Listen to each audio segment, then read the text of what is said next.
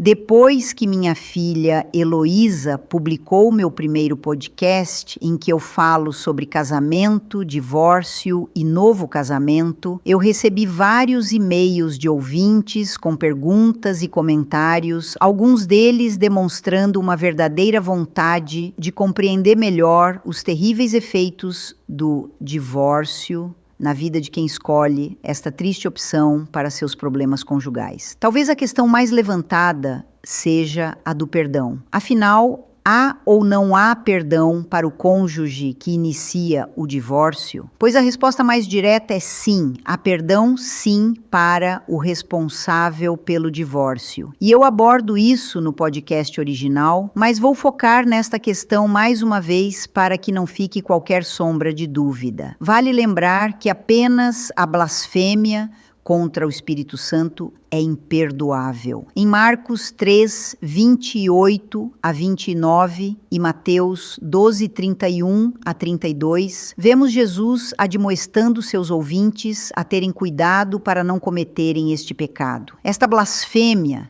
se dá quando a pessoa conscientemente e deliberadamente se recusa a atender aos muitos convites e às doces persuasões do Espírito Santo à salvação. É um pecado constante de rebelião e endurecimento do coração e a recusa ao arrependimento e à entrega e submissão a Jesus Cristo. O pecador atinge o ponto sem retorno, porque não quer e não aceita o perdão oferecido pelo Senhor. Esse pecado é definido por uma postura desafiadora, rebelde e consciente contra Deus e a obra salvadora do Espírito Santo. Já o divórcio, sendo a pedra de tropeço que é, pode se tornar um obstáculo permanente para a salvação da pessoa que o inicia, porque o perdão fica retido, até que esta pessoa se arrependa do pecado do divórcio e que não mais permaneça nele. E como se sai deste pecado? Alguns acham que casando-se uma segunda vez com um novo cônjuge o tira deste pecado. Na verdade, quando alguém toma esta decisão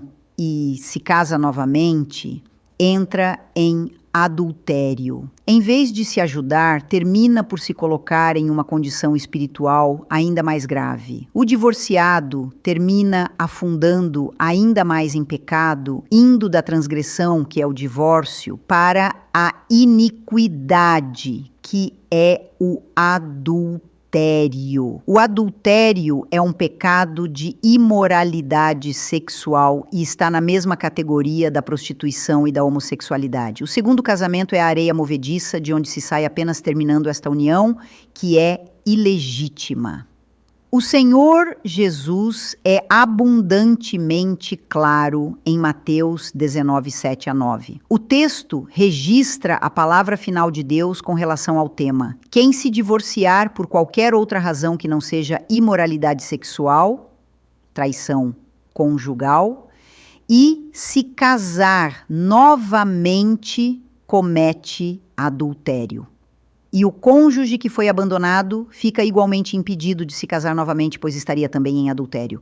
Não é complicado compreender as regras, é apenas difícil para a maioria das pessoas acatarem as ordens dadas por Deus, porque estas preferem se rebelar contra ele, permanecendo divorciadas. O Senhor volta a abordar este assunto em 1 Coríntios 7. Ali, o Espírito Santo nos adverte que a mulher não se aparte do marido, que não se divorcie, mas se o fizer, que não se case novamente ou que se reconcilie com o seu esposo. O problema com o divórcio é que, como qualquer outro pecado, para ser perdoado, o pecador precisa se arrepender. Ora, arrependimento verdadeiro exige ação, exige a correção do mal causado pelo divórcio. E não há outra forma de se corrigir o erro do divórcio a não ser se reconciliando com o cônjuge abandonado. A ordem é simples: arrependimento, reconciliação e então perdão. Se alguém lhe disser que a fórmula para o perdão não exige arrependimento sincero, o perdão mútuo e a reparação pelas ofensas cometidas vidas, saiba que este alguém não tem conhecimento e nem autoridade espiritual para lhe auxiliar neste momento tão delicado de sua vida. O perdão cura e restaura. O perdão é a chave para a restauração do casamento em crise. Se os envolvidos no divórcio não forem sóbrios e maduros espiritualmente, este pecado pode muito bem se tornar um grave obstáculo à sua salvação e à sua relação com Deus. Nossas igrejas têm sido contaminadas por ideias seculares e doutrinas de demônios que pregam uma atitude demasiadamente benigna em relação ao divórcio e ao sério potencial desta transgressão de interferir em sua caminhada com Cristo. Lembre-se de que não é fácil ser um imitador e servo de Jesus, e não há soluções convenientes